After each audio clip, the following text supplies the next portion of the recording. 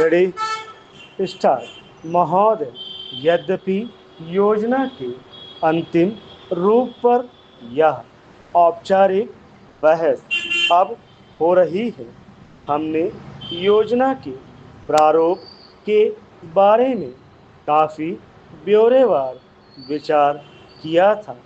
एक माननीय सदस्य ने कहा है कि योजना से ऐसा नहीं लगता कि कामों को निपटाने में तत्परता जरूरी है। मैं समझती हूँ कि योजना के प्रारूप और उसके अंतिम रूप में यही अंतर है। अंतिम रूप में हमने तात्कालिकता पर जोर दिया है, जिसका प्रमाण यह है कि उसमें आज की प्रमुख समस्याओं की पहचान की गई है, जैसे बेरोजगारी या क्षेत्रीय असंतुलन अथवा अन्य ऐसी ही बातें। इनमें से कुछ समस्याओं के समाधान में कोई विलंब नहीं होना चाहिए और उन्हें तत्काल दृढ़ निश्चय के साथ हल किया जाना चाहिए। लेकिन कुछ परिस्थितियां ऐसी होती हैं जिनमें हमें काम करना होता है। कुछ मान्य तरीके हुआ करते हैं। इनमें से एक है लोकतांत्रिक प्रक्रिया।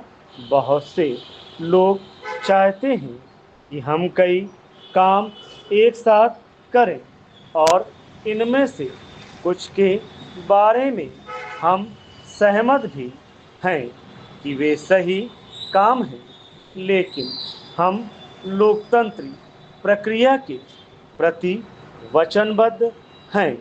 हम जनता की राय से काम करने के लिए प्रतिबद्ध हैं।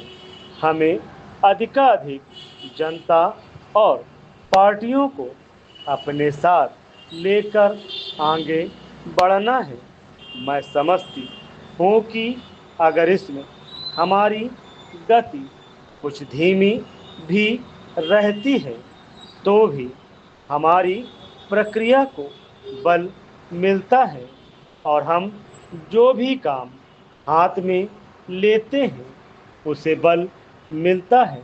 Paragraph change. दूसरा तरीका मिश्रित अर्थव्यवस्था का है, जिससे शायद कुछ लोग सहमत नहीं हैं, लेकिन जिसे हमने अपने लिए निर्धारित किया है। ऐसी अर्थव्यवस्था की अनेक त्रुटियां भी होती हैं, लेकिन हमारे देश में आज जो परिस्थिति है उसमें हमारी सरकार, हमारे पूर्ववर्तियों और आज के सहयोगियों ने यह अनुभव किया कि हमें इस तरीके को अपनाकर चलना चाहिए। मिश्रित अर्थव्यवस्था का अर्थ मेरी समझ से यह नहीं है कि कुछ समृद्ध परिवारों को इसका लाभ मिलता रहे।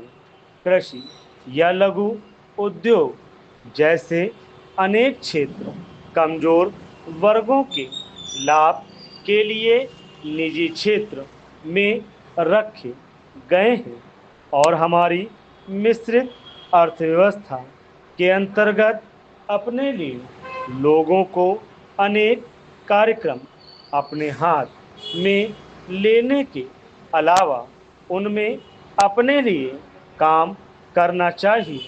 मुझे मालूम है कि स्वाधीनता के तुरंत बाद जो स्थिति उत्पन्न हुई थी उसका कुछ परिवारों, ग्रुपों, व्यवसायिक घरानों ने निजी स्वार्थ के लिए लाभ उठाया।